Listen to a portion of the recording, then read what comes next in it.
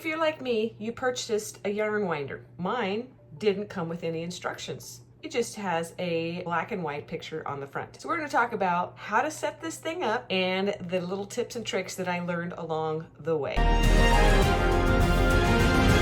Hi, I'm Diana. I created this crochet channel for my friends who wanted to learn how to crochet. My friends that ask me about crochet live all across the United States, and so I thought, what better place to be able to instruct and to share what I have learned than on YouTube. So if you have found my channel and are watching this video, thank you so much for following along. If you'd like to see my current crochet projects, go ahead and follow me on Instagram, where I share what I'm making for markets and custom orders. So what's the deal? Why do I like this yarn winder? I like to pull my yarn from the center. Center pulls tend to work out really great. But when you have a big roll like this, sometimes it's hard to work the center part out.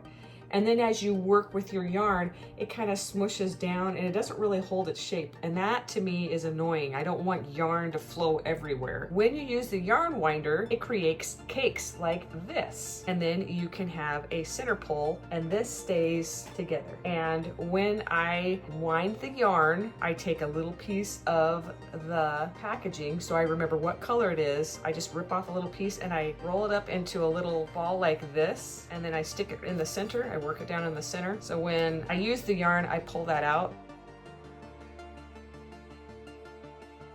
It works really well. So before purchasing this winder, I read the reviews and I felt pretty confident in my purchase. I have to be honest. When it arrived at my home, it was in its box, which got a little banged up, but the machine itself was in bubble wrap. Me being me, I started to put it together and yeah, I thought I was putting it together right because all I had to look at was the box cover. So I looked up on YouTube and then I thought, well, now I've got it right together. No, I didn't. So with a little bit of trial and error, I figured out how to put my yarn winder together. It shouldn't be that hard, but apparently for me, it was. So if you're like me, you're in good company. So you pull it out of the box and it has this clamp on the bottom. So it actually sits on your table like this. And then you put it on your table. So I'm going to demonstrate that now, but this is what the base part of the yarn winder looks like. Yes, there are other winders that are all plastic, but this is actually metal. This part right here is plastic, holds together pretty well. So, and I'm not going to try and pronounce the name because I don't know what it is. Just be aware that this can happen. So like I demonstrated before, you have this little part. So this goes on the bottom and this slides on the top and it has these little rubber feet thing. I don't know if you can see those. Yeah, there you go. They have the little rubber feet on there to kind of give your table padding. The part that's hitting the table is this part. So I don't know why. Okay, I just figured that out just right there on camera. So make sure, if you can see that, make sure this area is flush or it's gonna eat a hole in your table. I just figured that out. So yeah, make sure that's flush. See how you can't even see it before it was screwed, like the screw was out. So now we're going to put it on the table and I'm going to tighten it underneath.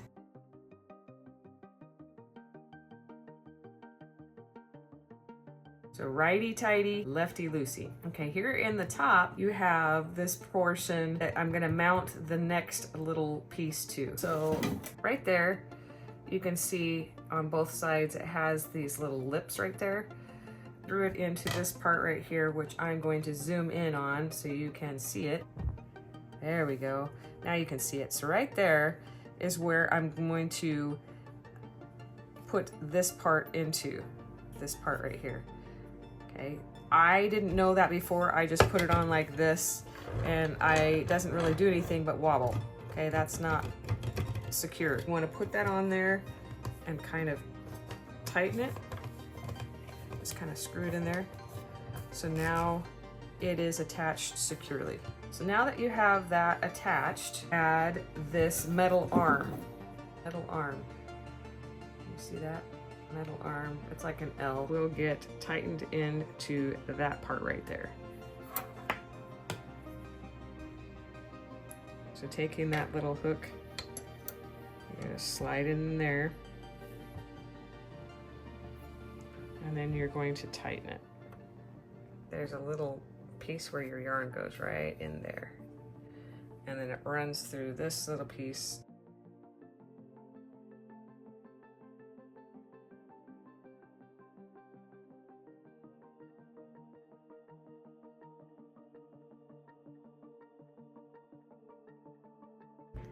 And as you can see, I will hold down on the metal piece to help give me some stabilization so that I can run my yarn a little bit tighter. That helps it to just be a smaller cake. Sometimes I'm really good at that, sometimes I'm not. It is smaller and more compact.